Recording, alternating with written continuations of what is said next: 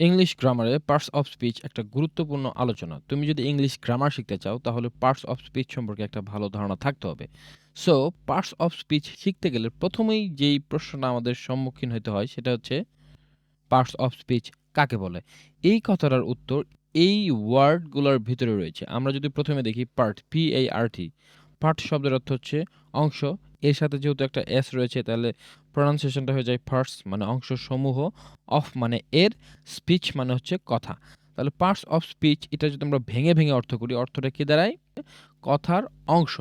এ কথা মানেই কি? কথা মানে হচ্ছে বাক্য। তাহলে আমরা পার্টস অফ স্পিচ এই কথাটার ফাইনাল অর্থ করতে পারি বাক্যের অংশ বা বাক্যের অংশসমূহ। আরো সহজভাবে যদি একদম আমরা সংজ্ঞায়িত করি পার্টস অফ স্পিচ কাকে বলে? এই কথাটার অ্যান্সার হচ্ছে বাক্যে ব্যবহৃত প্রত্যেকটি অংশকেই একেকটি পার্টস অফ স্পিচ